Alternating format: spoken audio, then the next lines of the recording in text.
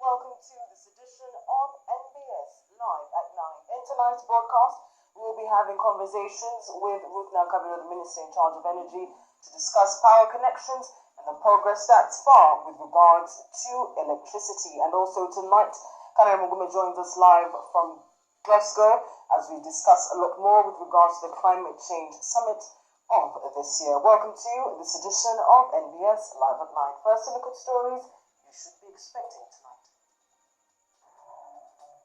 The headlines brought to you by Radiant. Look good. Feel great. Radiant is a brand of Orbit products. We shall not allow laziness. In the news tonight, had a number of meetings. Sometimes he doesn't attend, even today he did not attend. Prime Minister Nabanja hits back at Disaster Minister Hilary Onek as leadership roar rages on. And I think I'm doing very well when it comes to my roles. I don't think it is possible that people can engage in that kind of trade. A law on organ transplants in the offing. What does this mean for Uganda? We are making it illegal for people to deal. Also tonight, A whole 26 billion shillings is lying in an account. the judiciary is stuck with over 26 billion in uncollected bail fees. And the honeymoon is over. The 400cc will pay 3,000. Those using Entebbe Express Highway to start paying road toll fees. Light vehicles will pay 5,000. The headlines brought to you by Radiant. Look good. Feel great. Radiant is a brand of Orbit products. We are streaming live on Facebook, YouTube, and the Alpha Mobile application. Welcome to this edition of NBS Live at 9. My name is Isabella Tugume, and Kanari Mugume will be joining us much later on in the broadcast. Looking at stories making headlines, the Prime Minister, Robina Nabanja, has vowed not to idly sit by and watch as ministers fail to execute their duties. Nabanja was responding to a letter authored by the Minister of Disaster Preparedness and Refugees, Engineer Hilary Onek, in which he accuses her of usurping his powers. The letter addressed to the Prime Minister Robina Nabanja from the Minister of Disaster Preparedness, Engineer Hilary Onek, dated 29th October 2021, started circulating on social media platforms early morning. In the letter, the Minister complains that the Prime Minister has usurped his docket by visiting and distributing relief to those affected by disasters without informing him or his deputy, Esther Nyakun. But in response, the Prime Minister told journalists at Parliament that she hadn't received the letter yet and warned all ministers that change came and they should follow suit. Nabanja vowed to weed out what she termed as laziness from cabinet. I have not seen the letter.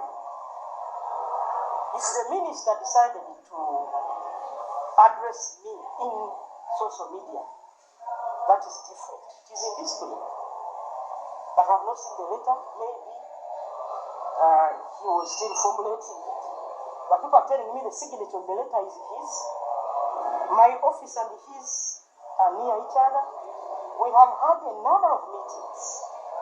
Sometimes he doesn't attend. Even today he did not attend. And we cannot let Ugandans be suffocated. I told you at the onset of my term of office that we shall not allow laziness. In an interview, former State Minister of Economic Monitoring in the office of the President, Henry Banyanzaki, said the role of the Prime Minister is to coordinate all the ministries and take charge of the cabinet in the President's absence. Banyanzaki noted that the Prime Minister's office is overwhelmed by the many ministries under it. However, he believes Nabanja is taking charge to avoid the scandals that have always rocked the office. So if my sister is coming in and he wants to sort out these scandals herself, it is pointing to you that the IGG's office is no longer functional. It is telling you that the inspector of government not functional. It's telling you the police, CID not functional.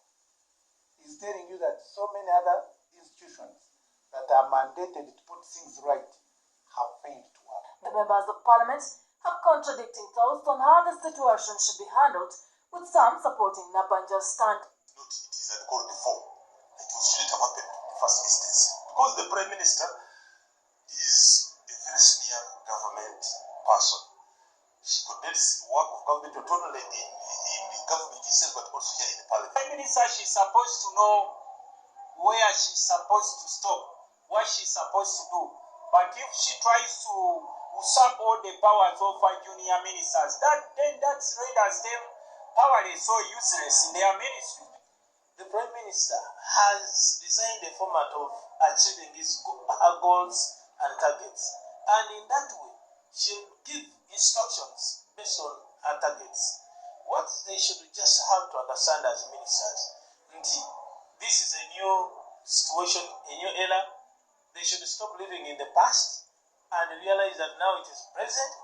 Shamim Nabakoza, Jamila Mlindwa Noaha, NBS, live at 9. Government is to table a bill to criminalize commercial dealing in human organs. The bill is to be tabled 2 weeks from now that will also set up a framework for donation and transplant of organs here in Uganda. Reports of illegal organ harvesting are rife in Uganda, and a major fear among Ugandans is peddled by social media reports that one could be kidnapped and have their organs harvested. Minister for Information and National Guidance Chris Bariomusi, however, says these fears are far-fetched, insisting that there is no black market for organs in Uganda.